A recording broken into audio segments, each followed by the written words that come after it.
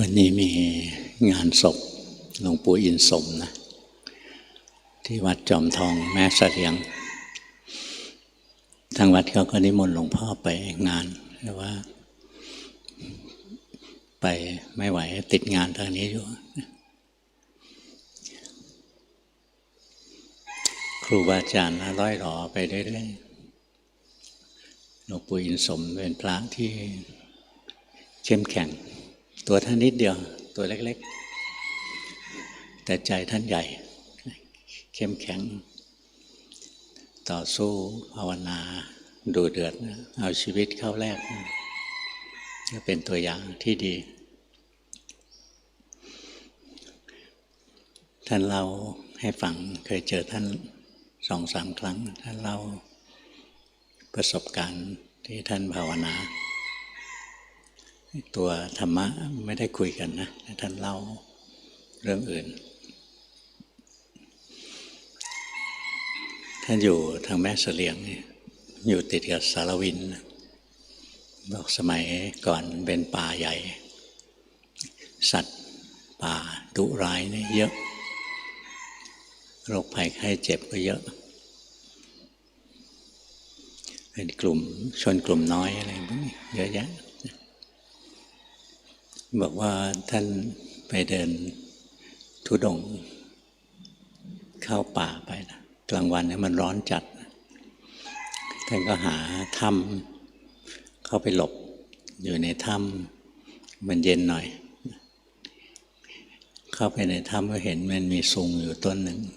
พาดอยู่ยาวๆในถ้ำก็ไปนั่งพักพอนั่งแล้วก็รู้สึกแผ่นดินไหวมันสะเทือนท่านก็ลองสังเกตที่พื้นมันไม่ไหวท่อนไม้ที่ท่านนั่งเนี่ยมันไหวท่านก็เอาไฟส่องไปตรงนี้เจอหัวงูที่ท่านนั่งบนงูนะงูตัวเท่าสุงมันอยู่ในถ้ำส่องไปทางนี้เจอหัวมันเห็นตาแววๆส่องไปทางนี้ไม่เห็นหางมันท่านก็รู้สึกว่าคราวนี้แย่แล้วมาอยู่ในถ้ำเดียวกับงูท่านก็ย้ายที่นั่งมันเป็นโพรงแคบๆแต่ยาวท่านก็ย้ายที่มานั่งอีกฝั่งหนึ่งนั่งที่พื้นพิงผนังถ้ำแล้วก็อธิษฐานในใจนะว่าถ้ามีเวรมีกรรมต่อกันก็จะกินก็ไม่ว่าอะไรถ้าไม่มีเวรมีกรรมต่อกันก็คงอย่าไปทำร้ายกันแล้วท่านก็เข้าสมาธิจิตรวมเวลาจิตรวมนะจะไม่รู้โลกข้างนอกนะไม่มีร่างกายไม่มีงูไม่มีถ้ำเหลือแต่จิตดวงเดียวสงบอยู่ภายในนี่พอจิตถอนออกจากสมาธิมางูมไปแล้วมันคงอิ่มแล้วล่ะก็เลยไม่อยากกินแล้วก็ไปท่านเล่าสนุกนะท่านเจอเสือเจอช้างเจออะไรของเรายุคนี้ไม่มีให้ดูแค่หมูเด้งเราก็ยังแห่ไปดูเลยเสือช้างอะไรอยู่ในเขาดินอยู่ในสวนสัตว์ที่จะภาวนาหายากป่าเขาอะไรก็มีเจ้าของไปหมดแล้วตรงไหนไม่มีเจ้าของก็ป่าไม้ก็เป็นเจ้าของที่จะไปภาวนาไม่มีหายากครูบาอาจารย์ยุคก่อนท่านออกธุดงค์เที่ยวป่าเที่ยวเขาของเรายุคนี้ไม่มีไปที่ไหนก็มีแต่บ้านคนไปที่ไหนก็เจอแต่คนทุกหนทุกแห่งมีสัญญาณมือถือในวัดนี้หลวงพ่อไม่ให้พระเล่นมือถือนะมีธุระใช้ได้แต่ว่าไม่ให้เล่นนะไม่เล่นแล้วเสียหมดใจฟุ้งซ่านธรรมดามันก็ฟุ้งอยู่แล้วเล่นมากยิ่งฟุ้งมากภาวนาไม่ขึ้น เนี่ยทุกวันนี้มันไม่มีที่จะไปปฏิบัติแล้วหลวงพ่อถึงบอกพวกเราบ่อยๆนะเราอยู่ที่ไหนปฏิบัติที่นั้นไม่ต้องอ้างสถานที่ตรงนี้ไม่เหมาะตรงนั้นดีตรงนี้ไม่ดีอะไรเงี้ยไม่ต้องอ้างสถานที่ไม่ต้องอ้างเวลานี้ดีเวลานี้ไม่ดีอะไรเงี้ยตอนนี้ร้อนไปตอนนี้หนาวไปอะไรเงี้ยข้ออ้างเท่านั้นอยู่ที่ไหนนะก็ต้องภาวนาให้ได้เมื่อไรก็ต้องภาวนาให้ได้ฝึกตัวเองอย่างนี้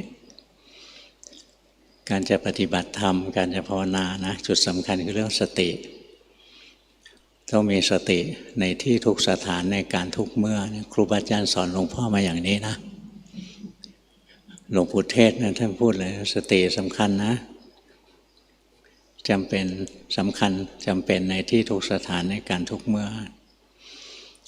หลวงพ่อภาวนานะก็เน้นที่ความมีสติ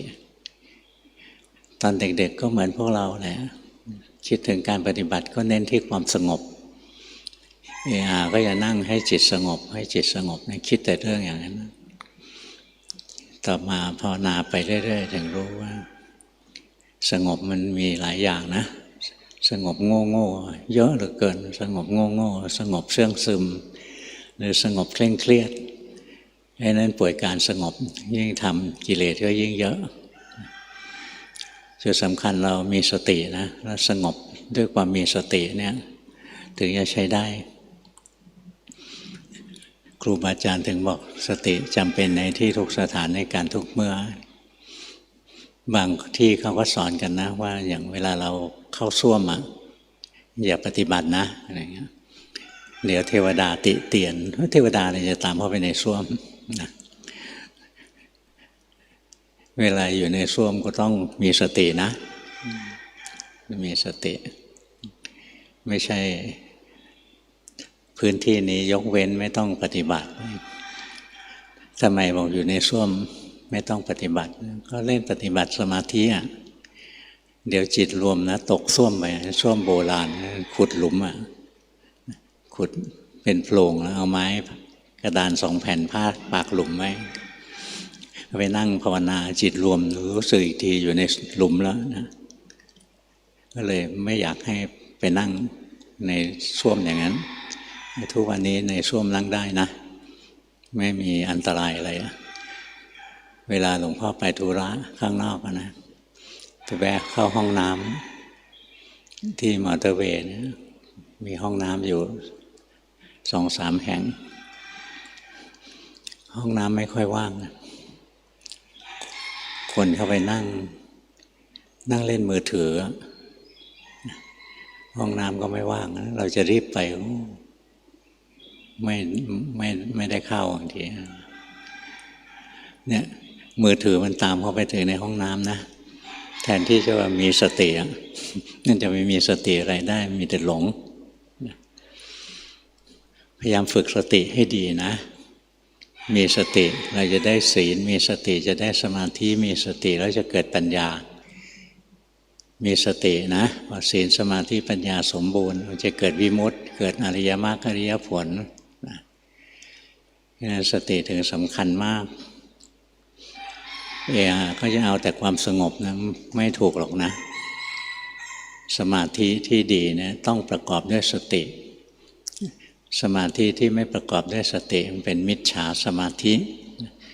นั่งแล้วก็เคลิ้มลืมเนื้อลืมตัวอะไรอันนั้นเป็นมิจฉาสมาธินะเสียเวลาไปทำไม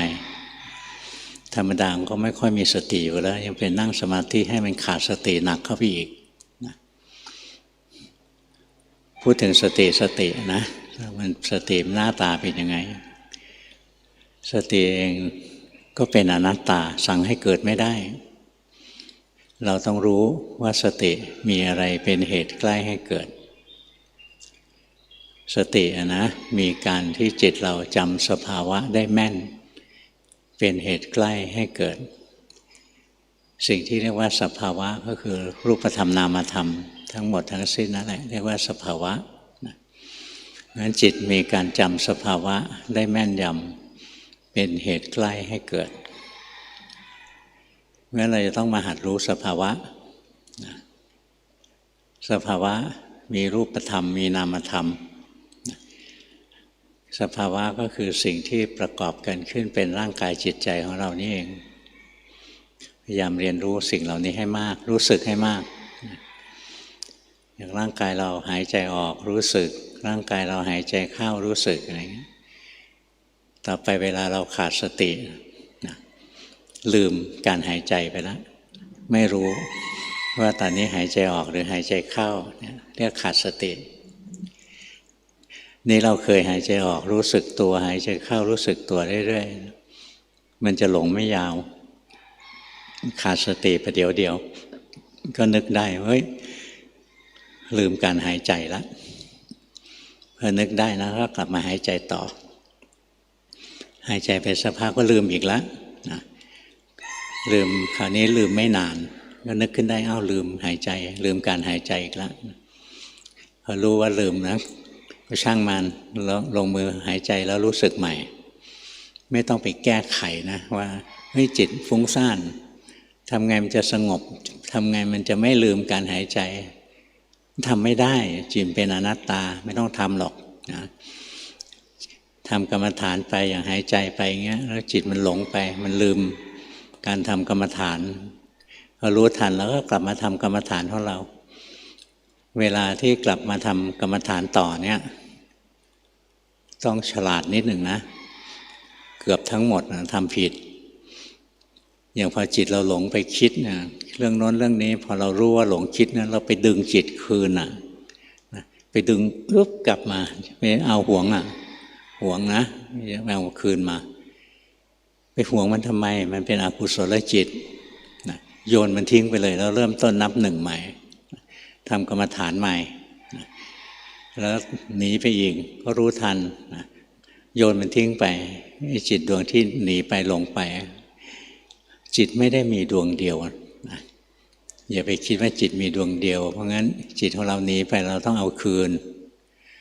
แท้จริงแล้วจิตเกิดดับตลอดเวลานะจิตบางดวงก็เป็นกุศลบางดวงก็เป็นอกุศลจิตที่หลงไปเป็นจิตอกุศลไม่ต้องไปหวงมันเมื่อเราทำกรรมฐานนะอย่างรู้ลมหายใจออกหายใจเข้าอย่างเงี้ยพอจิตมันหลงไปคิดเรื่องโน้นเรื่องนี้ลืมการหายใจพอรู้ทันนะก็เริ่มต้นนับหนึ่งใหม่นับหนึ่งเลยนะหมายถึงเริ่มต้นรู้การหายใจเอาใหม่ไม่ต้องไปแก้ไขจิตหลงแล้วทำยังไงจะไม่หลงถ้าทำได้จิตก็เป็นอัตตานี่มันทำไม่ได้จิตมันเป็นอนัตตานะมันทำไม่ได้งั้นจิตมันหลงไปแล้วก็แล้วกันไปนะจิตดวงนั้นดับไปแล้วตรงที่เรามีสติรู้ทันว่าอ้าวเมื่อกี้มันหลงไปคิดนะตรงที่รู้ทันว่ามันหลงไปคิดนะตัวนั้นเรียกว่าเรามีสตินะเรารู้ทันสภาวะอะไรสภาวะหลงสภาวะฟุ้งซ่านเรียกว่าอุทธัจจะความฟุ้งซ่านของจิตการที่เราเห็นสภาวะบ่อยๆเนี่ยบางคนมันชอบใจลอยนะก็ฝึกกรรมฐานของเราไปใจลอยไปแล้วก็รู้ใจลอยแล้วก็รู้ไปนะต่อไปพอใจมันลอยปุ๊บสติมันจำได้ว่าสภาวะใจลอยมันเป็นอย่างนี้เองนะมันถูกดูดไปในโลกของความคิดหรือไหลพรวดไปที่โน้นที่นี่นะพอจิตมันจำสภาวะได้นะมันไหลไปพอไหลปุ๊บสติจะเกิดเองเลยนะเราไม่ต้องไปทำจิตให้สงบนะไม่ต้องทำจิตให้ตั้งมั่นจิตมันสงบเองมันตั้งมั่นเองเมื่อมันมีสติรู้ทันสภาวะที่กำลังมีกำลังเป็นนะรู้สภาวะนะไม่ใช่รู้เรื่องที่คิดอย่างใจลอยเราไปคิดถึงหมาถึงแมวที่เรารักอะไรเงี้ยคิดไปแล้วพอรู้ว่าคิดถึงหมาก็เมื่อกี้หลงอะไรหลงคิดถึงหมาอะไรเงี้ยไม่ใช่คิดถึงอะไรไม่สำคัญที่รู้ว่าหลงไปคิดนะอย่างตอนที่หลวงพ่อไปเจอหลวงปู่ดูลวันแรกนะท่านให้ดูจิตหลวงพ่อก็ไม่รู้จะดูจิตยังไงหลวงพ่อก็บริกรรมในใจนะพุทโธสุดโธกรุณามหันนโวตรงที่บริกรรมพุทโธสุดโธกรุณามหันนโวเนี่ยพวกเราจะทำได้หลายแบบนะ คนทั่วไปถ้าบอกให้บริกรรมพุทโธสุสุทโธกรุณามหันนโวก็จะไปจ้องอยู่ที่คำพูดนะถ้าเราไปจ้องคำพูดที่บริกรรมนะอันนั้นยังใช้ไม่ได้นะสิ่งที่หลวงพ่อเห็นนะไม่ใช่เห็นว่ามันพูดเรื่องพุทโธสุสุทโธแต่หลวงพ่อเห็นว่าจิตมันกำลังคิดจิตมันกำลังคิดบริกรรมพุทโธสุสุทโธถ้าเราไปรู้คำบริกรรมอะยังไม่รู้สภาวะนะคำบริกรรมไม่มีสภาวะเป็นเขาเรียกอารมณ์บัญญัติรูปธรรมนามธรรมถึงเป็นสภาวะในขณะที่เราคิดเรื่องโน้นเรื่องนี้เรารู้เรื่องที่คิดอันนั้นเรียกรู้อารมณ์บัญญัติไม่ทำให้เกิดสติหรอกคิดได้ทั้งวันนะคิดไปเรื่อยๆแต่ถ้าทันทีที่เรารู้ว่าจิตคิดเนี่ยจิตที่คิดจะดับนะจิตที่รู้จะเกิดขึ้นแทนที่ทันทีเลยเนี่ยจิตมันจะตั้งมั่นขึ้นมาทันทีที่สติเกิดสัมมาสมาธิคือความตั้งมั่นของจิตก็จะเกิดร่วมด้วยเสมอนะเป็นอัตโนมัติเลยเพราะฉะนั้นเราหัดรู้อะไรหัดรู้สภาวะนะการที่จิตจำสภาวะธรรมได้แม่นยำเป็นเหตุใกล้ให้เกิดสติสตินะเกิดจากจิตจำสภาวะได้แม่นสภาวะคือรูปธรรมนามธรรมไม่ใช่เรื่องที่คิดอย่างเราท่องพุทโธพุทโธพุทโธแล้วเราไม่ลืมพุทโธอะไรเนี่ยนี่สงบเฉยๆนะแล้วก็ท่องไปเรื่อยๆได้แต่ความสงบ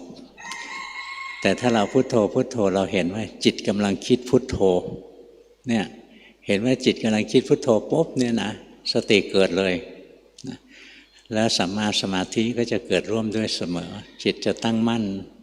เป็นผู้รู้ผู้ตื่นผู้เบิกบานขึ้นมาทันทีนะเพราะฉะนั้นพวกเราจะต้องฝึกสตินะวิธีฝึกสติคือหัดรู้สภาวะไปสภาวะคือตัวรูปธรรมนามธรรมทั้งหมดทั้งสิ้นนั่นแหละดูไปร่างกายหายใจออกรู้สึกร่างกายหายใจเข้ารู้สึกร่างกายยืนเดินนั่งนอนรู้สึกร่างกายเคลื่อนไหวร่างกายหยุดนิ่งรู้สึกไปเรื่อยๆอย่างนั่งฟังหลวงพ่อพูดนะบางทีพอเขารู้สึกเข้าใจแล้วก็พยักหน้าอย่างเงี้ยแต่พยักหน้าแล้วขาดสตินะไม่รู้ว่าร่างกายกำลังเคลื่อนไหวเนี่ยเราเห็นรูปเคลื่อนไหวอย่างนี้ถึงจะใช้ได้แต่ถ้าคิดไปโอ้หลวงพ่อเทศเรื่องนี้คิดเข้าใจแล้วอันนี้ไม่ใช่ไม่ได้เป็นสภาวะนะเรื่องราวที่คิดไม่ใช่สภาวะเป็นอารมณ์บัญญัติอาการที่จิตคิดนะถึงจะเป็นสภาวะนี้ตอนที่หลวงพ่อหัดดูสภาวะแรกๆหลวงพ่อไม่ได้ใช้อานาปานสติหรอกหลวงพ่อใช้จิตตานุปัสสนาสติปัฏฐานพอหลวงปู่ดูลท่านให้หลวงพ่อดูจิตหลวงพ่อก็ดูจิตโทสะขึ้นมามีโทสะรู้ว่ามีโทสะไม่ได้รู้ว่าโกรธเรื่องอะไรนะไม่ได้สนใจตรงนั้นสมมติเราเห็นคนคนนี้เราเกลียดมากเลยแล้วเราบอกโอ้เรารู้เลยว่าเรากำลังเกลียดไอ้คนเนี้ยอันนี้ยังเจือการคิดอยู่นะแต่ถ้าเห็นสภาวะคือเราเห็นความโกรธเนี่ยมันผุดขึ้นมามันผุดจากกลางอกเรานี่นะพุ่งขึ้นมานะถ้ามันโกรธแรงเนี่ยมันขึ้นหัวเลยมันครอบหัวเราเลยเรียกว่ามันกดหัวเราได้เลยสั่งให้เราทำโน้นทำนี่ให้เราพูดไม่ดีให้เราคิดไม่ดีให้เราพูดไม่ดีให้เราทำไม่ดีได้นะแต่ถ้าเราเห็นกระแสของโทสะมันผุดขึ้นมาเห็นไหมผุดรู้ทันนะมันดับทันทีเลยนะดับเนี่ยหัดรู้ให้เห็นถึงตัวสภาวะให้ได้แล้วสติตัวจริงถึงจะเกิดสติตัวจริงเกิดและเมื่อไหร่สัมมาสมาธิที่ถูกต้องก็จะเกิดร่วมด้วยเสมอนะงั้นจับหลักให้แม่นหัดดูสภาวะไปถนัดดูรูปธรรมก็ดูไปถนัดดูนามธรรมก็ดูไปอันนี้ที่หลวงพ่อสอนเนี่ยสอนในนัยยะของพระสูตรนะถ้าสอนในนัยยะของอภิธรรมเนี่ยรูปธรรมนี่ดูยากที่สุดเลยนะดูลงมาแล้วเห็นร่างกายหายใจออกหายใจเข้าบอกยังไม่ใช่นะยังไม่ใช่รูปที่แท้จริงรูปที่เคลื่อนไหวนะไม่ใช่รูปที่แท้จริงรูปที่แท้จริงคืออะไรคือดินน้ำไฟลมที่มารวมกันอยู่เนี่ยถ้าเรียนแบบอภิธรรมต้องเรียนลงไปให้ถึงธาตุซึ่งถ้าเราไม่ทรงสมาธิจริงเรียนไม่ถึงหรอกนะเพราะงั้นในตำราถึงบอกไงว่า กายานุปัสสนาสติปัฏฐานนะเหมาะกับสมถายานิกจิตานุปัสสนาสติปัฏฐานเหมาะกับวิปัสสนาญาณิกตำราเขาบอกงั้นนะแต่ถ้าเราเรียนนะแบบพระสูตรเนี่ยร่างกายหายใจออกรู้สึกร่างกายหายใจเข้ารู้สึกอะไรเงี้ยร่างกายยืนเดินนั่งนอนรู้สึกร่างกายเคลื่อนไหวร่างกายหยุดนิ่งรู้สึกเนี่ยพระสูตรสอนอย่างนี้นะแล้วท่านที่บรรลุพระอรหันต์เนี่ยนะเพราะท่านเรียนพระสูตรกันนะฟังพระพุทธเจ้าเทศนะท่านก็คือตัวพระสูตรนะส่วนใหญ่นะมีน้อยนะที่จะสอนเข้าไปถึงตัวอภิธรรม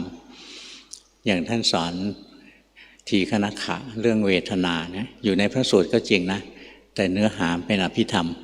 นะเพราะพระสารีบุตรอะไรเนี่ยภูมิปัญญาท่านสูงของเราก็เรียนเท่าที่คนทั่วๆไปจะเรียนได้ถ้าเราเห็นร่างกายที่หายใจออกไม่ใช่เราร่างกายที่หายใจเข้าไม่ใช่เราร่างกายทั้งหมดมันก็ไม่ใช่เราแล้วนะไม่ต้องรู้มากแยกธาตุแยกลงไปนะเป็นธาตุดินน้ำไฟลมไม่ใช่แยกง่ายนะการแยกธาตุเนี่ยแยกแบบพระสูตรก็อย่างหนึ่งนะแบบพระอภิธรรมก็อย่างหนึ่งแบบพระสูตรก็แยกนะธาตุดินมีอะไรผมขนเล็บฟันหนังเนื้อเอ็นกระดูกเยื่อในกระดูกอะไรเนี่ยนี่เป็นธาตุดินใช่ไหมธาตุน้ำก็มีเสมหะน้ำลายน้ำปัสสาวะอะไรพวกนี้น้ำเลือดน้ำหนองธาตุน้ำแต่ถ้าในยะแห่งอภิธรรมนะแค่ผมเส้นเดียวเนี่ยมีดินน้ำลมไฟมีธาตุทั้งสี่ครบเลยนะเราบ้วนน้ำลายปริ๊ดเราไม่ใช่มีแต่ธาตุน้ำในน้ำลายเรามีกลิ่นไหมมีกลิ่นนี่ก็เป็นรูปตัวหนึ่งนะมีสีไหมสีก็เป็นรูปอีกตัวหนึ่งนะมีรสไหมเราก็คงไม่ไปเรียนหรอกนะจริงๆมันก็น้ำลายก็มีรสนะนี่เป็นตัวรูปเนี่ยแยกรูปออกมานะแยกละเอียดยิบเลยเป็นธาตุนะเป็นธาตุสี่ดินน้ำไฟลมอะไรเงี้ยก็แยกละเอียดออกไปนะรูปนะมีจำนวนตั้งเยอะแยะนะองค์ประกอบของมันมีเยอะแยะถ้าเรียนอย่างนั้นนะเรียนแล้วเอาไว้สอบมาดีแต่ถ้าเรียนเอาไว้ให้พ้นทุกข์ยากหน่อยถามว่าทำได้ไหมทำได้ถ้าจิตทรงสมาธิจริงๆอย่างที่หลวงพ่อเคยเล่าว่าหลวงพ่อเห็นขี้หมากองหนึ่งนะขี้หมาเปียกๆนี่แหละแมงวันหัวเขียวเขาตอมนะเห็นแล้วขยักขยงอ่ะพอจิตมันขยักขยงปุ๊บนะถ้าเป็นปกติพอเห็นความขยักขยงจะดูที่ความขยักขยงความขยักขยงดับใจเป็นกลางแต่วันนั้นนะจิตมันพิสดารนะจิตเป็นอนัตตาจริงๆนะมันเกลียดขี้หมากองนี้มากนะมันพุ่งเข้าใส่เลยนะจิตมันพุ่งเข้าไปในกองขี้หมาแล้วมันเข้าไปแยกสีส่วนสีกลิ่นส่วนกลิ่นนะรสไม่รู้จิตไม่ยอมแยกนะสีส่วนสีกลิ่นส่วนกลิ่นนะธาตุไฟธาตุลมธาตุน้ำนะดูแล้วธาตุมันแยกนะสุดท้ายเหลือแต่ธาตุดินแห้งๆเห็นเป็นขี้หมาแห้งๆทั้งที่มันก็ยังเปียกอย่างเดิมนะแต่จิตนะมันพิสดารเข้าไปแยกธาตุแค่ขี้หมากองเดียวมันแยกมันมีดินน้ำไฟลมอยู่ในขี้หมาหนึ่งกองเนี้ยแล้วถ้าเราทำสมาธิเราดูลงในกายมันก็แยกนะในกายเราอย่างหัวใจนี่ก็มีดินน้ำไฟลมในตับในปอดเราก็มีดินน้ำไฟลมอะไรเงี้ยเนี่ยค่อยๆดูแต่ว่ามันยากถ้าเราไม่ได้ไปทางสมถายานิกนะจะดูให้ถึงธาตุดูยากเพราะฉะนั้นดูแบบง่ายดูแบบง่ายพระพุทธเจ้าสอนไหมสอนนะในกายานุปัสสนาเนี่ยช่วงแรกของง่ายๆแค่นั้นเลยนะของง่ายอย่างร่างกายหายใจออกรู้สึกร่างกายหายใจเข้ารู้สึกถ้าเห็นร่างกายหายใจออกไม่ใช่เราร่างกายหายใจเข้าไม่ใช่เราร่างกายทั้งหมดก็ไม่ใช่เราหรือดูร่างกายยืนร่างกายเดินร่างกายนั่งร่างกายนอนอย่างขณะนี้เรานั่งอยู่อย่างเงี้ยถ้าจิตเรามีสมาธิระดับคณิกะสมาธิคณิกะสมาธิไม่ใช่คะนี้นะคณิกะสมาธิขณะชั่วขณะเราก็สามารถเห็นได้ว่าร่างกายเนี้ยถูกรู้ถูกดูพวกเราเวลาฟังหลวงพ่อฟังธรรมหลวงพ่อได้สมาธิอยู่ในตัวเองแล้วนะเมื่อเรารู้สึกลงไปที่ร่างกายซิลองดูรู้สึกไหมร่างกายเป็นของถูกรู้ร่างกายไม่ใช่เราอะไรถูกรู้อันนั้นไม่ใช่เรา ร่างกายมันถูกรู้ร่างกายไม่ใช่เรานิพพานเป็นอัตตาหรืออนัตตานิพพานเป็นสิ่งที่ถูกรู้เหมือนกันนะเพราะฉะนั้นนิพพานก็เป็นอนัตตานะไม่ใช่อัตตาอะไรถูกรู้อันนั้นเป็นอนัตตาหมดอ่ะเนี่ยสภาวะทั้งหลายเพราะฉะนั้นขณะนี้นั่งอยู่เนี่ยร่างกายที่นั่งอยู่เป็นแค่วัตถุนะเป็นเหมือนหุ่นยนต์ตัวหนึ่งมันตั้งอยู่บนเก้าอี้นี้แหละไอ้หุ่นตัวนี้มันหายใจออกมันหายใจเข้าได้ไอ้หุ่นตัวเนี้ยมันไม่ใช่เราหรอกมันไม่ใช่คนไม่ใช่สัตว์ไม่ใช่เราไม่ใช่เขาลองรู้สึกลงไปในร่างกายซิจะรู้สึกทีเดียวทั้งตัวก็ได้นะรู้สึกไหมตัวเนี้ยมันถูกรู้มันไม่ใช่เรา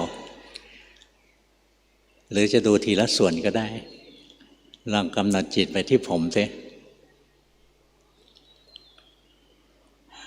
ผมมันบอกไหมว่ามันเป็นเรา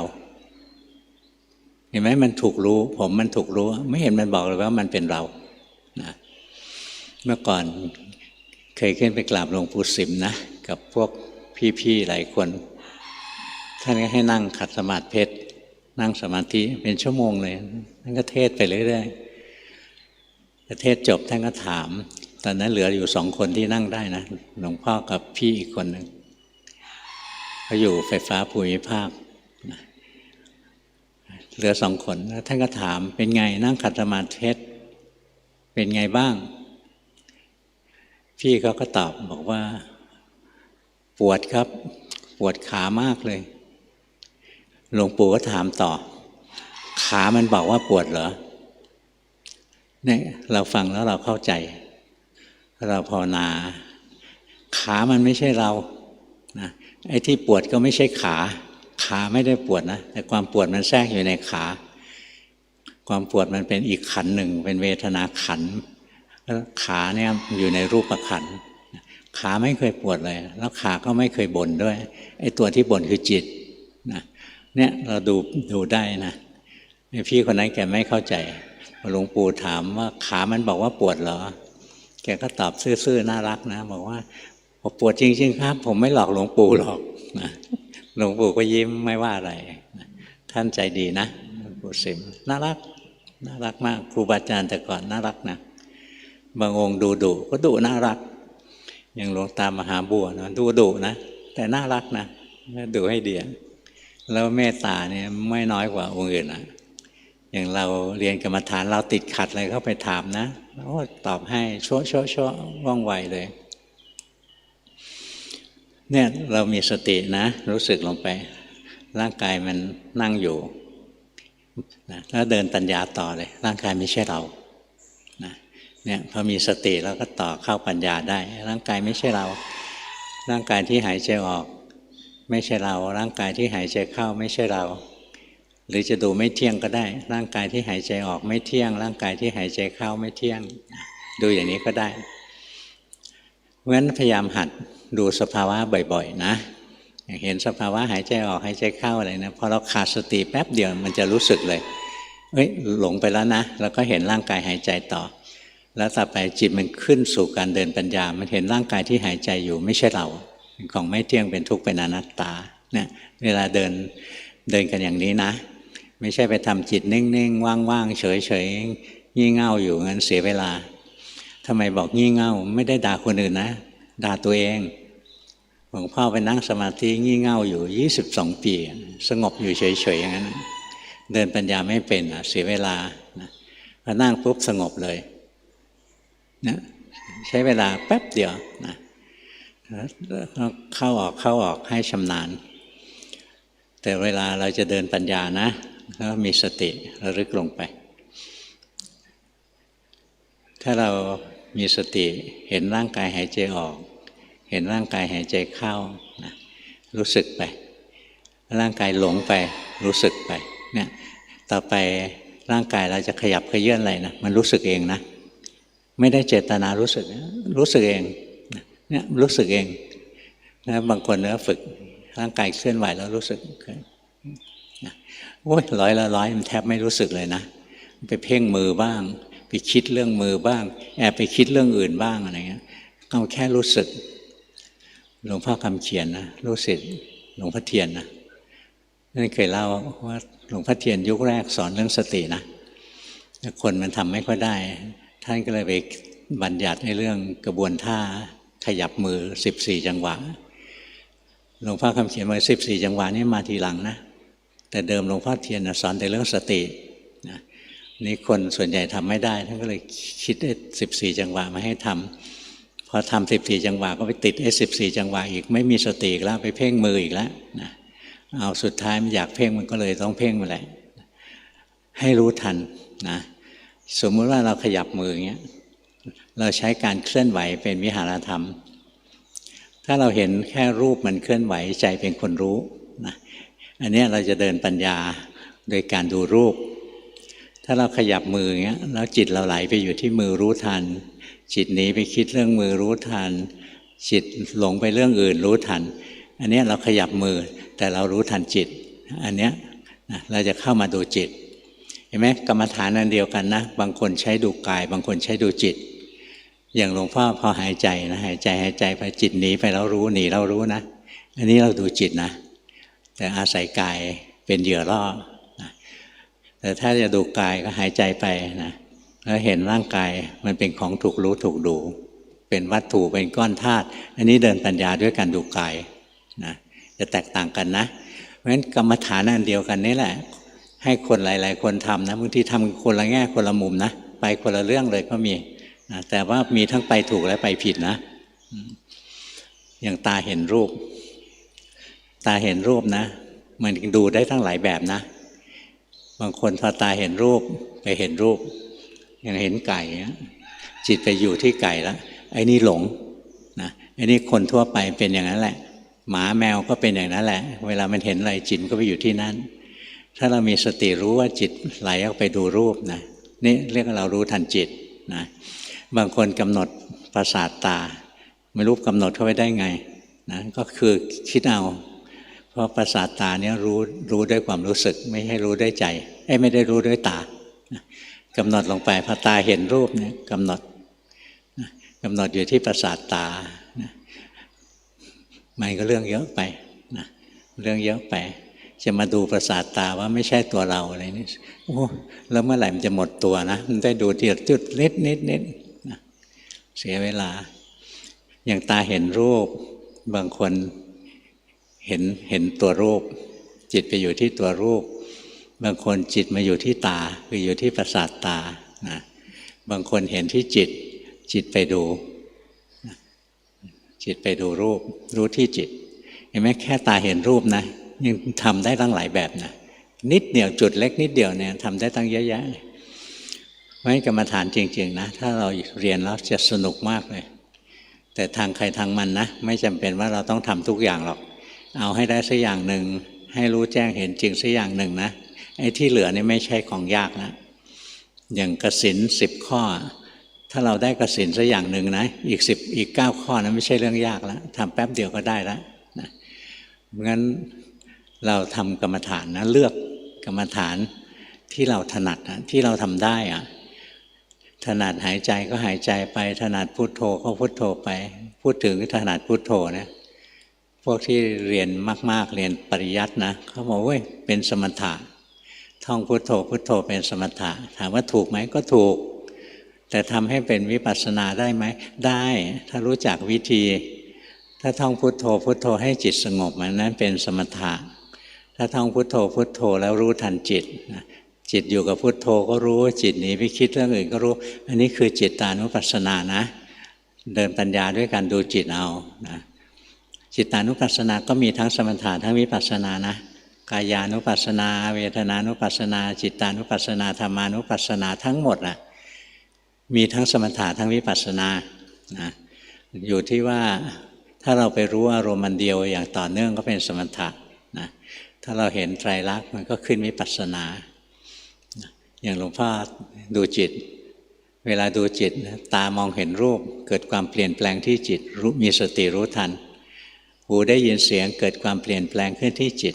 เกิดสุขทุกข์ดีชั่วอะไรขึ้นมามีสติรู้ทันนะรู้ทันจิตใจที่เปลี่ยนแปลงตามหลังการกระทบอารมณ์ทางตาหูจมูกลิ้นกายใจนะเนี่ยเราใช้จิตตานุปัสสนาตามอ่านมันไปเรื่อยๆนะแล้วเราก็เห็นว่าจิตไม่ใช่เราจิตก็เป็นแค่ธรรมชาติที่ทำหน้าที่รับรู้อารมณ์จิตคืออะไรจิตคือธรรมชาติที่ทำหน้าที่รับรู้อารมณ์นะจิตไม่ได้มีดวงอะไรหรอกไอ้ที่เรียกเป็นดวงนะเรียกไปตามความเคยชินของคนไทยเราจะต้องมีเขาเรียกอะไรลักษณะนามหรือเรียกอะไรใช่ไหมท่านอาจารย์อย่างช้างใช่ไหมช้างตัวเดียวถ้าเป็นช้างบ้านเรียกเชือกทำไมต้องเป็นเชือกก็เอาเชือกมัดมันไว้อะนะถ้าช้างป่าไม่เรียกเชือกนะเรียกเป็นตัวถ้าช้างหลายตัวเรียกโขลงเนี่ยมันมีคำเรียกไหมน้ำเรามีน้ำกี่แก้วอะไรเงี้ยมันต้องมีคนกี่คนมีหมากี่ตัวเห็นไหมคำว่าตัวคำว่าคนอะไรเงี้ยเนี่ยเป็นลักษณะนามจิตนี่ก็เหมือนกันนะจิตมันไม่มีรูปร่างไม่มีตัวตนเพราะฉะนั้นจิตจริงๆไม่มีดวงหรอกแต่เราไม่รู้จะเรียกมันจิตหนึ่งจิตฟังแล้วก็งงๆนะไม่คุ้นภาษาอย่างนี้จิต75จิตอะไรเงี้ยฟังแล้วเวียนหัวเราก็บอกจิตเท่านั้นดวงเท่านี้ดวงอะไรเงี้ยจิตที่เป็นกุศลมหากุศลจิต8ดวงอกุศลจิตอีก8ดวงอะไรเงี้ยนับวิบากจิตมีอีก8ดวงอะไรเงี้ยเนี่ยนับเป็นดวงจริงๆไม่มีดวงหรอกนะถ้าลงเป็นดวงนั้นคือนิมิตนะไม่ใช่จิตนะเพราะจิตจริงๆไม่มีจุดไม่มีดวงไม่มีที่ตั้งไม่มีการไปไม่มีการมานะเกิดตรงไหนก็ดับตรงนั้นแหละเนี่ยเราค่อยๆเรียนอย่างหลวงปู่ดูลท่านให้เรียนเข้ามาที่จิตเลยหลวงพ่อก็เห็นตาหูจมูกลิ้นกายใจกระทบอารมณ์นะเกิดความเปลี่ยนแปลงที่จิตนะบางทีก็มีความสุขบางทีก็มีความทุกข์ตรงนี้คือเวทนานุปัสสนาสติปัฏฐานนะแต่เป็นเวทนาทางนามธรรมทางใจเป็นเวทนาทางใจเวทนาทางกายกับทางใจมีสองที่เวทนาที่หลวงพ่อดูตอนที่เรียนกับหลวงปู่ดูลเนี่ยคือเวทนาทางใจนะตาเห็นรูปมีความสุขรู้นะหูได้ยินเสียงมีความทุกข์รู้นะพอดูตรงนี้ได้นะต่อไปมันละเอียดเข้าไปอีกนะเราเห็นเลยว่าเวลามีความสุขเนี่ยราคะมันมักจะแทรกเวลามีความทุกข์เกิดขึ้นในใจเรานะโทสะมักจะแทรกนี่เห็นกิเลสอันนี้มันเป็นจิตตานุปัสสนานะเพราะงั้นที่พระพุทธเจ้าท่านเรียงลำดับไว้ท่านเรียงไว้สวยนะสติปัฏฐานนะเริ่มที่กายแต่ถ้าเราถนัดเราจะเริ่มตรงไหนก็ได้นะถ้าเราเริ่มต้นไม่รู้จะเริ่มอะไรเอากายไว้ก่อนร่างกายหายใจออกหายใจเข้านี่บทที่1เลยนะในกายานุปัสสนาอันแรกเลยคืออานาปานสติเพราะเราหายใจไหมเราหายใจตลอดเวลาถ้าหายใจออกแล้วรู้สึกตัวหายใจเข้ารู้สึกตัวเรารู้สึกตัวทั้งวันอยู่แล้วนี่เราหายใจไปหายใจไปแล้วใจเรามีความสุขขึ้นมาแล้วเนี่ยเราเปลี่ยนจากการรู้ลมหายใจนะมาเห็นใจที่มีความสุขนี่ขึ้นเวทนานุปัสสนานะแล้วดูละเอียดเข้าไปอีกเวลามีความสุขนะราคะมักจะแทรกเวลามีความทุกข์โทสะมักจะแทรกเวลาเฉยไม่สุขไม่ทุกข์โมหะมักจะแทรกหลงไปนี่ขึ้นมาเห็นกิเลสนะนี่คือจิตตานุปัสสนาต่อไปก็เห็นละเอียดขึ้นไปว่ากิเลสแต่ละตัวก็มีเหตุกุศลแต่ละตัวก็มีเหตุนะเนี่ยจะรู้ลึกลงไปอีกชั้นหนึ่งนะรู้ถึงเหตุถึงผลของมันถ้ารู้ถึงเหตุถึงผลนะขึ้นธรรมานุปัสสนาสติปัฏฐานนะเหตุผลที่สูงที่สุดก็คือปฏิจจสมุปบาทนะความทุกข์เกิดจากอะไรความทุกข์เกิดจากชาติคืออะไรชาติคือการได้มาซึ่งตาหูจมูกลิ้นกายใจนะถ้าเราภาวนานะมันจะวางตาหูจมูกลิ้นกายไปก่อนนะแล้วมันต้องวางใจทีหลังปล่อยวางใจนะไม่ใช่วางใจภาษาไทยนะปล่อยวางไม่ยึดใจนะเนี่ยมีชาติทำไมมีชาตินะเพราะว่ามีภพคืออะไรภพคือการทำงานของจิตนะทำไมมันทำงานเพราะมันยึดอ่ะมันยึดว่าเนี่ยตัวเราของเรานะมันก็เลยพยายามรักษาพยายามหวงแหนเอาไว้นะดิ้นรนต่อสู้เพื่อจะรักษาความสุขเพื่อจะหนีความทุกข์อะไรของมันดิ้นพรวดพลาดอยู่นั่นคือตัวภพนะแล้วมันก็ยึดจิตเอาไว้นั่นคือตัวชาตินะ แล้วทำไมมันถึงยึดเพราะมันอยากอะไรอ่ะมันอยากได้ความสุขมันอยากไม่ทุกข์นะมันอยากตรงเวทนานี่เองงั้นเวทนาเลยเป็นปัจจัยของตัณหามีเวทนานะก็มักจะมีตัณหาตามมาเนี่ยเราภาวนานะเราเห็นกระบวนการถ้าเราเห็นกระบวนการมีเหตุมีผลมีเหตุมีผลเนี่ยมันขึ้นธรรมานุปัสสนาอย่างในธรรมานุปัสสนาแรกๆนะมีเรื่องของนิวรณ์ห้านิวรณ์ก็เป็นกิเลสนะที่เราคุ้นเคยเป็นกิเลสซึ่งขวางกั้นพัฒนาการทางจิตวิญญาณนะนิวรณ์เนี่ยจริงๆนิวรณ์เป็นกิเลสที่ขวางกั้นความดีงามทั้งหมดนะกระทั่งการขยันทำงานเนี่ยถ้ามีนิวรณ์ก็ขี้เกียจทำงานนะงั้นนิวรณ์เราภาวนานะถ้าขึ้นธรรมานุปัสสนาเราจะรู้เลยกามฉันทานิวรณ์เกิดจากอะไรนี่จะเห็นนะทำยังไงมันไม่เกิดเนี่ยรู้อย่างนี้นะแต่ถ้ารวบยอดเลยนะคือถ้าจิตเข้าฌานนะนิวรณ์ก็หมดสภาพนะแต่ถ้าแยกทีละตัวแยกทีละตัวหรือทางกุศลนี่ก็คือโพชฌงค์เจ็ดอยู่ในสติปัฏฐานธรรมานุปัสสนาสติปัฏฐานในโพชฌงค์แต่ละตัวสติสัมโพชฌงค์ไม่เหมือนสติทั่วไปนะธรรมวิจยะสัมโพชฌงค์ไม่ใช่การคิดพิจารณานะเนี่ยมันทั้งหมดนะกระทั่งปีติวิริยะปีติปัสสัทธิอะไรเนี่ยสมาธิอุเบกขาทั้งหมดเนี่ยเป็นไปเพื่อความตรัสรู้ถึงจะเรียกว่าโพชฌงค์นะถ้าอุเบกขาแล้วสงบเฉยๆไม่เรียกว่าโพชฌงค์นะไม่อยู่ในโพชฌงค์อยู่ในโพชฌงค์เนี่ยอุเบกขาเนี่ยนะเพื่อจะสู่ความบริสุทธิ์หลุดพ้นนะถ้าจิตเข้ามาถึงตัวนี้นะมันจะเข้าถึงสังขารู้เบกขา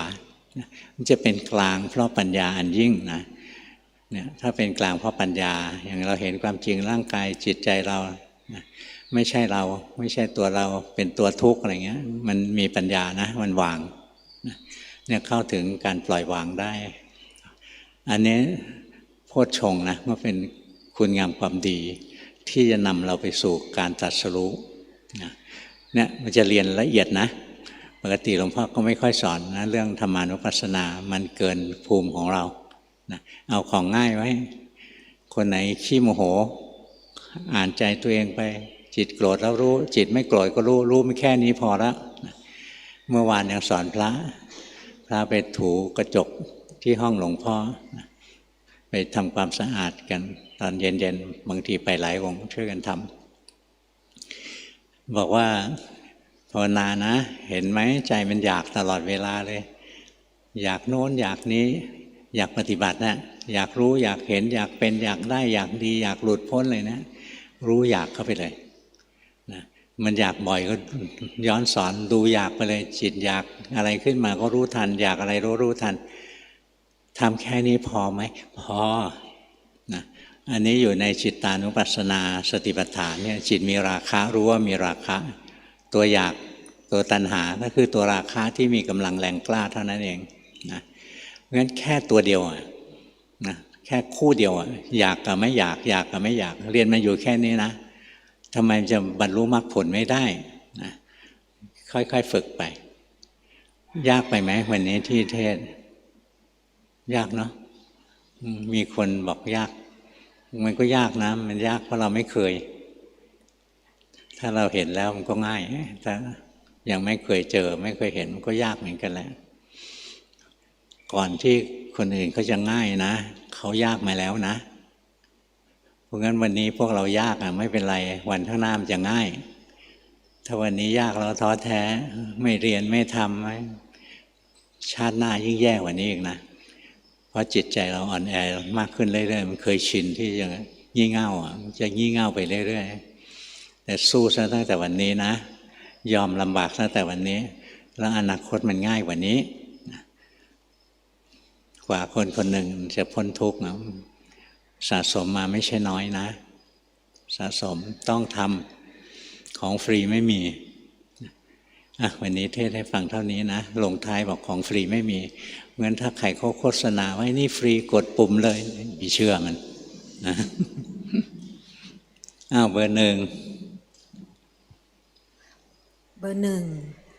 รู้สึกตัวในชีวิตประจำวันเช่น รู้ว่าขับรถรู้ว่าเปลี่ยนเลนเห็นว่าจิตเราคิดอะไรชอบไม่ชอบไม่พอใจใช้การดูลมหายใจดูกายหรือดูจิตปรับเปลี่ยนไปมาแบบไม่รู้ว่าจะใช้อะไรดีไม่ทราบว่าตัวเองถนัดอะไรขอคำแนะนำในการปฏิบัติที่ถูกจริตครับเวลาสงสัยก็รู้เลยโอ้กำลังสงสัยว่าเราถนัดอะไรเนาะรู้อย่างนี้นะส่วนขับรถรู้ว่าขับรถเนี่ยใครๆมันก็รู้นะไม่ต้องเรียนกรรมฐานหรอกนะขับรถรู้ว่าขับรถมีชนหมารู้ว่าชนหมาอะไรอย่างนี้ไม่ใช่ละขับรถไม่แนะนำให้ทำเดี๋ยวยังไม่ชำนาญนะขับรถแล้วจิตขับไปแล้วจิตรวมนะจิตถอนออกมาทีโยมบาลมานั่งรออยู่แล้วเงี้ยนะงั้นตอนที่ขับรถน่ะเพลาๆหน่อยอย่าไปเพ่งนะแต่ขับรถรู้ว่าขับรถไม่ใช่นะถ้าเราภาวนาเป็นขับรถเนี่ยเราก็เห็นดูกายก็ได้นะเห็นร่างกายมันหันซ้ายหันขวาอะไรเนี่ยคอยรู้สึกนะหรือดูใจก็ได้ไอ้นี่ปาดหน้าแล้วโทสะขึ้นแล้วรู้ว่ามีโทสะดูอย่างนี้นะถ้าขับรถรู้ว่าขับรถไม่ใช่นะที่ฝึกอยู่ใช้ได้นะมันดีขึ้นเยอะแล้วล่ะมันมีพัฒนาการแล้วอย่าใจร้อนฝึกเรื่อยๆอ่านจิตอ่านใจตัวเองไปตอนไหนอ่านใจไม่ออกก็รู้สึกร่างกายไปเห็นร่างกายหายใจร่างกายเคลื่อนไหวอะไรเงี้ยรู้สึกนะที่ทำอยู่ใช้ได้ทำอีกเบอร์2แต่ขับรถรู้ว่าขับรถไม่เอานะ เมื่อก่อนมีญาติผู้ใหญ่คนหนึ่งนะเขาบอกโอ้ยเดี๋ยวนี้อาโกภาวนาเป็นแล้วเห็นพัดลมรู้ว่าพัดลมนี่โอ้อัศจรรย์จริงเลยฟังแล้วโอ้ยกูสอนเขายังไงเนี่ยนะโง่ไม่ใช่เขาโง่นะเรานี่โง่ไงว่าสอนเขายังไงเนี่ยนะเบอร์2รักษาศีล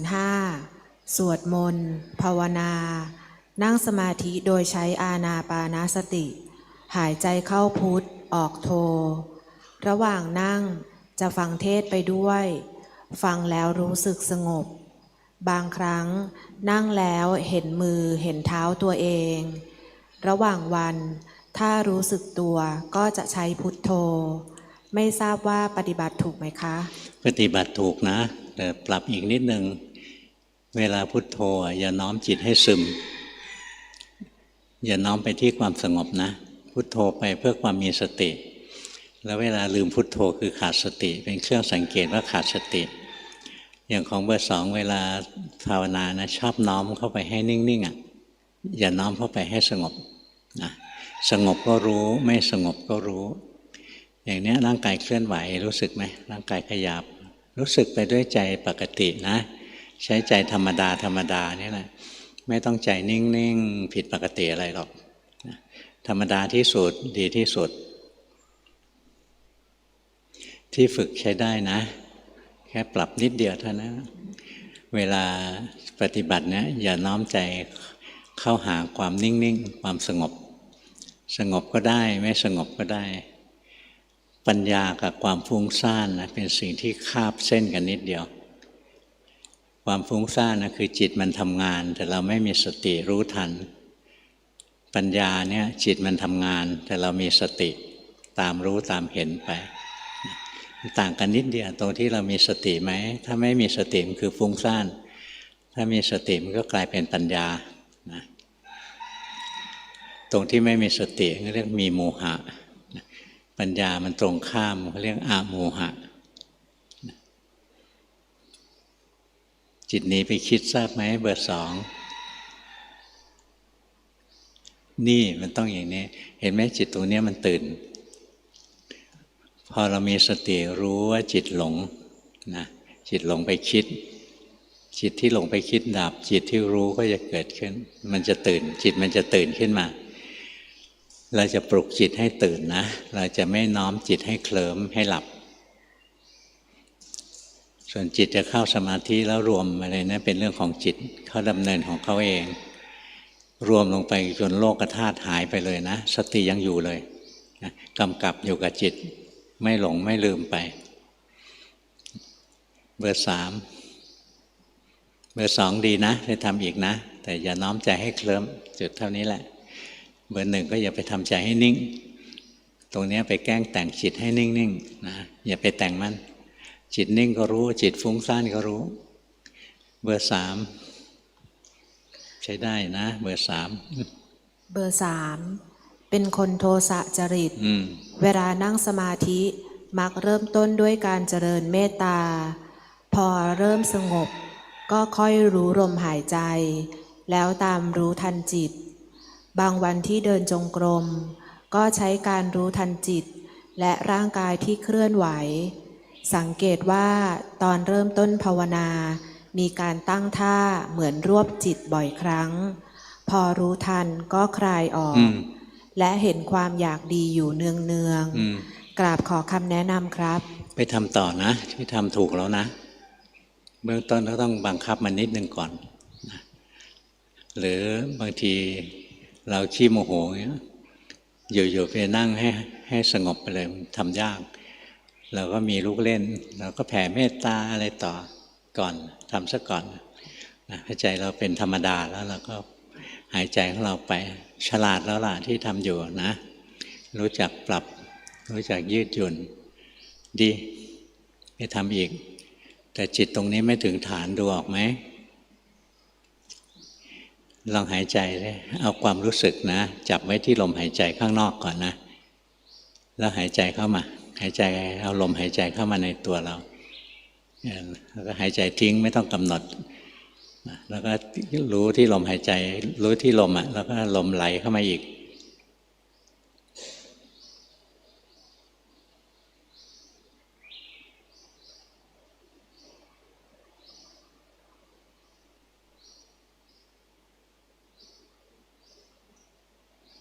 อย่าเพ่งแรงนะ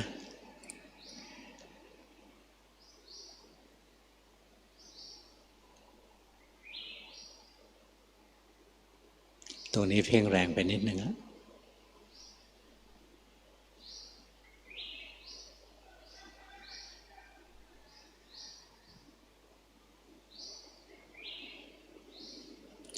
ลองกำหนดจิตไปดูที่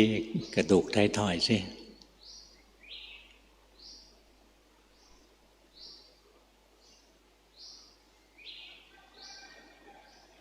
รู้สึกไหมจิตตรงนี้กับตะกี้ไม่เหมือนกันดูออกแล้วใช่ไหมนะตะกี้เราอยู่ข้างนอกนะ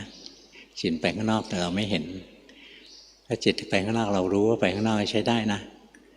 ไม่ต้องแก้เลยแต่ตัวนี้เป็นแค่อุบายแก้เราไม่เห็นนะว่าจิตไปข้างนอกเรากำหนดย้อนกลับมาเลยแต่ว่าอย่าทำบ่อยนะทำบ่อยเดี๋ยวไปติดเพ่งต้องมานั่งแก้อีกตรงเนี้ยจิตล็อกเข้าไปแล้วรู้สึกไหมทื่อๆแล้วรู้สึกไหมมันทื่อๆขึ้นมาแล้วถ้ามันทื่อๆแสดงว่าเราไปเพ่งมันไว้แล้วไปกดมันไว้แล้วงั้นการปฏิบัตินะให้มีโยนิโสมนสิการสังเกตตัวเองไปเรื่อยๆนะแล้วเอาตัวรอดได้เก่งหน้าเบอร์สามดีเบอร์สี่เบอร์สี่เดินจงกรมและนั่งสมาธิดูร่างกายหายใจระหว่างวันมีสติได้บ้างไม่ได้บ้างตั้งใจรักษาศีลได้ดีขึ้นรู้สึกโลกไร้แก่นสารชอบอยู่บ้านปฏิบัติธรรมไม่ทราบว่าจิตติดเพ่งหรือติดนิ่งไหมครับ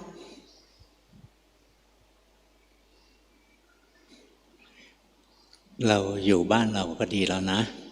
โลกข้างนอกวุ่นวายเรามีศีลเรามีสมาธิอะไรเงี้ยเราก็มีแนวโน้มที่จะดีขึ้นนะคอยรู้สึกตัวไปถ้าใจมันเบื่อขึ้นมาใจมันรำคาญขึ้นมาก็รู้นะก็รู้สึกไปอย่าน้อมใจให้นิ่งเฉยๆนะของเบอร์สี่มันจะมีการน้อมให้มันนิ่งๆลงไปอย่าไปบังคับมันให้นิ่งถ้ามันนิ่งของมันเองไม่เป็นไร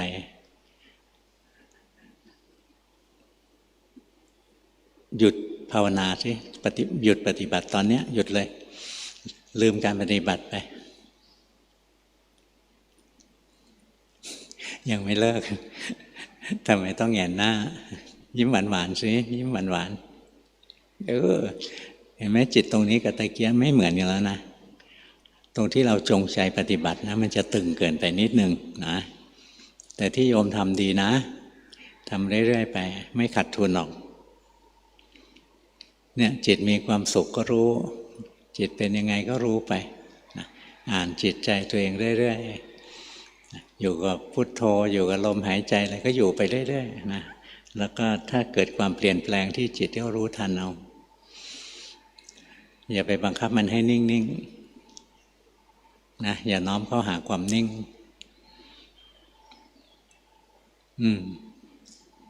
นะรู้สึกไปธรรมดาธรรมดาดีเบอร์ 5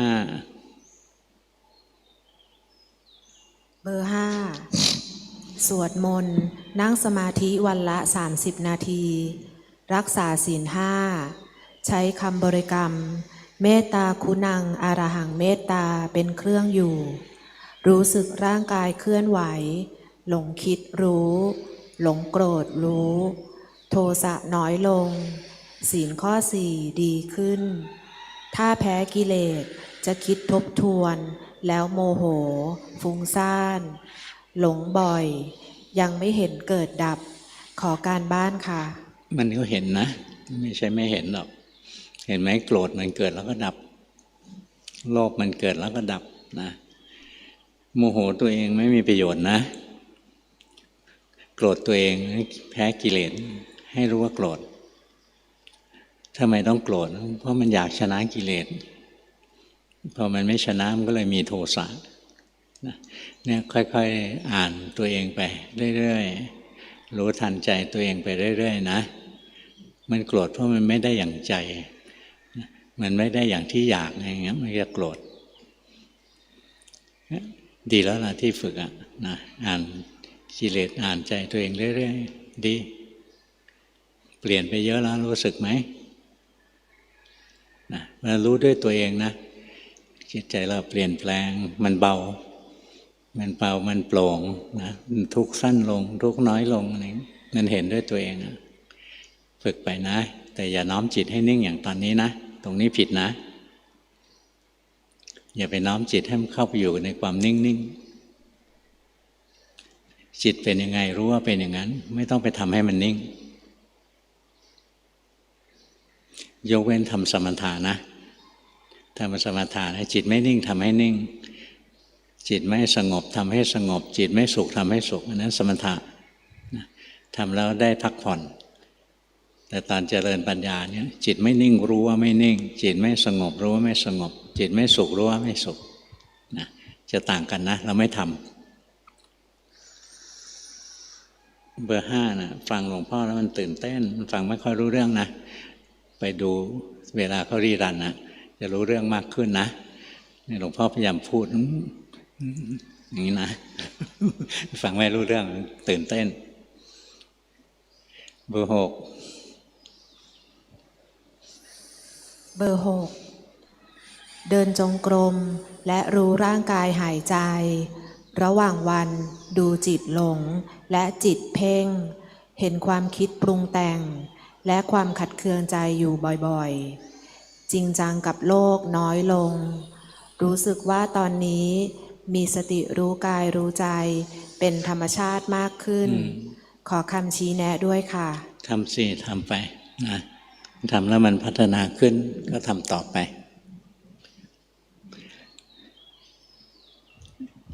ขี้โมโหวะนะถ้าใจมันรำคาญหงุดหงิดแล้วก็รู้ทันนะมันอยากสุขอยากสงบอะไรก็รู้ทันไปอ่านตัวเองเรื่อยๆค่อยๆทำนะที่ทำอยู่โอเคอยู่มันจะค่อยๆเข้าใจเป็นลำดับไปอย่างเบอร์ 3นะเพ่งเงานะมันติดนะตรงนี้เพ่งอยู่นะเบอร์ 3อ่ะเวลาเพ่งมันจะแน่นขึ้นมาเบอร์ 7ไม่ต้องตื่นเต้นเบอร์ 7เก่งเบอร์ 7 เบอร์ 7ระหว่างวันฟังธรรมและรู้สึกตัวได้บ่อยขึ้นเห็นโทสะและหลงคิดบ่อยปกติดูกายเคลื่อนไหวแต่บางทีเห็นใจที่ดิ้นคลุกคลักอยู่ข้างในเห็นชอบไม่ชอบมีวินัยในการทำรูปแบบมากขึ้นสวดมนต์ก่อนนอนทุกคืน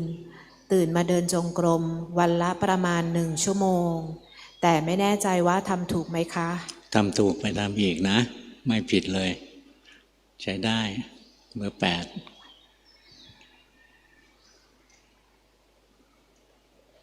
เบอร์ 8คิดถึงความตายบ่อยๆเวลาหลวงพ่อตอบให้บางคนก็รู้สึกเสียใจนะทำไมหลวงพ่อพูดสั้นจังเลยควรจะดีใจนะไม่ใช่เสียใจลงทะเบียนก็ยากถามก็ยาวนี่ตอบนิดเดียวก็มันถูกแล้วจะไปเอาอะไรยาวเนาะเบอร์ 8หัวเราะเขาขาดสติตอนหัวเราะหรือเปล่าเบอร์ 8เบอร์ 8คิดถึงความตายบ่อยๆและพยายามรู้สึกว่ากายเป็นแค่ก้อนธาตุเริ่มเห็นว่ารูปธรรมและนามธรรมเป็นคนละส่วนกันทุกข์เพราะคิดฟุ้งซ่านพอกลับมาหาวิหารธรรมรู้สึกจิตเบาขึ้นขอเรียนถามว่าอีกนานไหมกว่าจะเข้าวิปัสสนาได้ครับ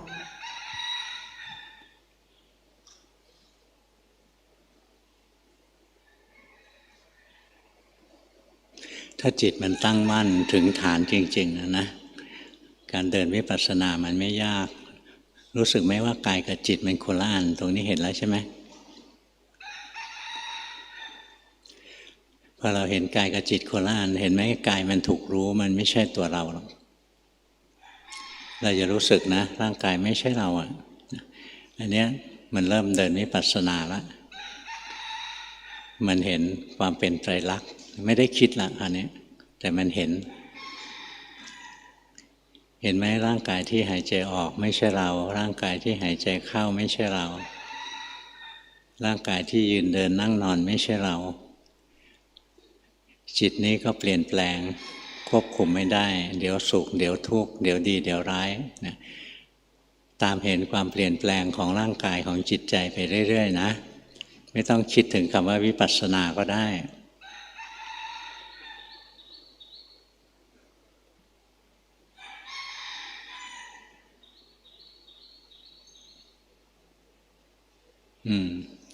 รู้สึกไป